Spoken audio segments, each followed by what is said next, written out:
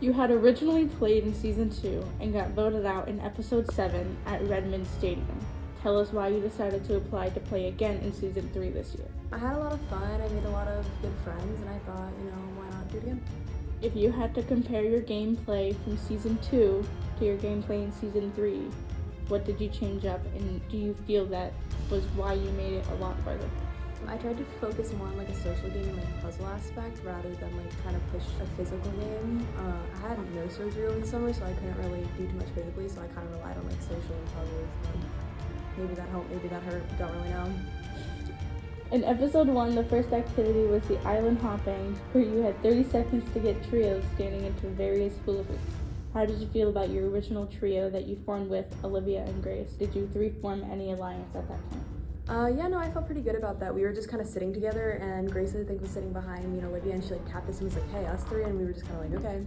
And we just ran to the closest hoop, so it worked out. I'd say we were friendly with each other, so yeah, there was kind of alliance there, but Grace ended up leaving the next episode because she couldn't keep up with like the, whatever it's called, the fast-paced long hours, whatever, so, In Episode 1, your trio won the word sequence agility relay immunity challenge and got the privilege of selecting all the other players who would start out on the original Bonobo team. How did that make you feel, and how did you choose them? It was a nice feeling to have won that. I think Grace kind of carried that one. She was pretty good at that one. It was nice to choose because then we kind of got to say over who was on our team, so I just kind of chose the people that I was familiar with, based off of previous experiences. In Episode 2 on the quad, unfortunately, Bonobo took the turn for the worse and had to go to Tribal 3 times to vote out players. How did that experience change the dynamics of your team? Honestly, it was for the better. We got out a lot of people who weren't meshing super well, so I think it kind of helped. In Episode 3, what did you enjoy most about being at the rec center for those competitions? Racquetball, basket kickball, yoga ball, dodgeball. I liked racquetball because that was kind of the one that I was most involved in. Kickball, I didn't really get to kick or do anything. And then for the dodgeball, did not really like that one. Not really a fan of being like a moving target. By the time you got to Episode 4, back in the ballroom, did you have any alliances that you had created since Episode 1 had filmed, and if so, with whom? I feel like overall I was just pretty social, so I felt like I was on everyone's like okay side, but didn't really make any enemies, so I kind of say just like as an overall group kind of. So like a little bit of everyone. In Episode 4, the first thing the castaways encountered was the first team swap of the season. You pulled a blue fabric and joined the newly introduced fourth team of the season called Lazula. Thoughts about that team that featured Yurley, Olivia, Scott, Hope, Hayden, and Dane? Pretty good. I liked that team. We were all pretty friendly with each other, so it worked out nice. What were your thoughts about the introduction of Husky Island this season and giving players an opportunity to re-enter the game if they want?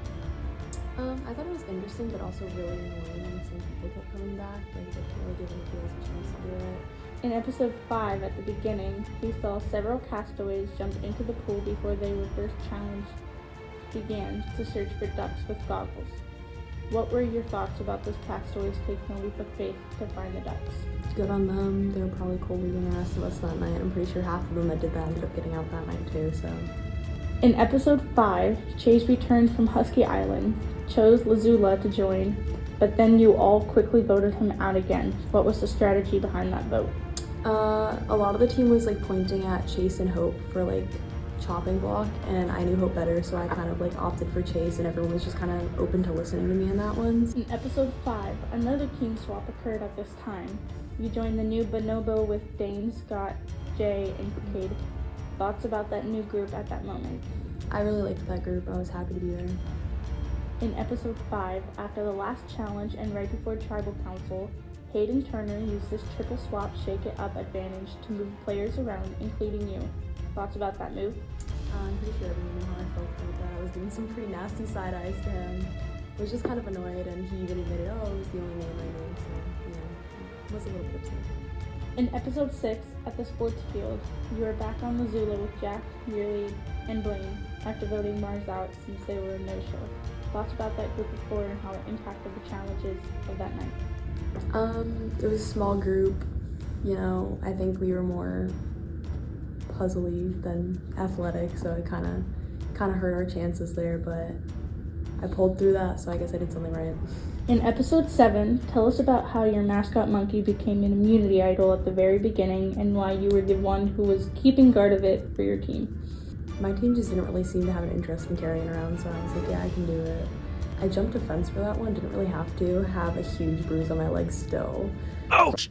In episode 7, at Redmond Stadium, tell us about your experience doing the field goal kicking, javelin tossing, and kendama ball race.